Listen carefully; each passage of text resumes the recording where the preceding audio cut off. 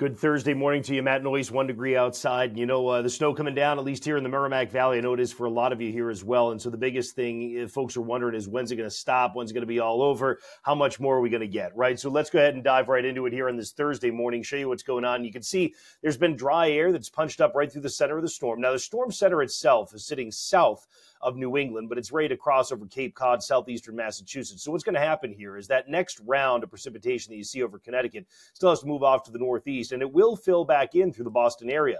But really, it's going to be across northern New England where the snow continues to accumulate. And I want to show you exactly why that is. If you take a look at where we are right now in terms of current temperatures, we're very, very marginal on these temperatures. Northern New England's cold enough. It's 30, 32 degrees. It'll continue to stick for you, at least when it comes down. You can see that big break through southern New Hampshire. But around the Boston area, for example, temperatures are running about 34 to 36. And the forecast is for those temperatures very slowly to rise. So they're going to come up to about 35, 36, 37 degrees. So even though when this next batch comes in, it's very likely to be in the form of snow for the areas that have made the flip already, it's going to be so wet. You've got an April sun angle that's going to be coming through those clouds, and that means it's going to be very slow to accumulate. So I actually think that some of the high resolution guidance is doing a pretty good job, which let me go ahead and get you started out with additional snow depth that gets added, the additional amount of accumulation. If you're watching anywhere from, let's say, the suburbs north and west of Boston, I know you're waking up to over an inch on the ground. In some of the Worcester Hills, you've got significantly more than that, right? But at the same time, look how much additional you get. Let's go out through noontime Thursday.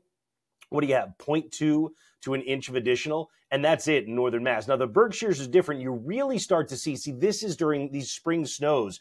When you get in the middle of the day with the April sunshine, some of the mountains can still pick up significant amounts, right? I mean, you look at some of those pinks and purples, that's an additional 8, 12 inches of snow in the high terrain, but not the case even near the coast of Maine. So there's a big difference that comes with elevation over the course of today. If you're interested in northern New England, here's a little bit different view, same exact guidance, high resolution guidance that plays out over the course of the day today. And you can see that huge difference between additional snow that's added up in the mountains versus even when you get in the valleys around Littleton, New Hampshire, for example, the upper valley or some of the lower terrain, when you get around the Merrimack River at Goffstown running northward, you don't get nearly as much in the way of snow accumulation. That doesn't mean it doesn't snow. I mean, here's the radar forecast stepping out through 9 a.m., 10 a.m., 11 a.m., noon.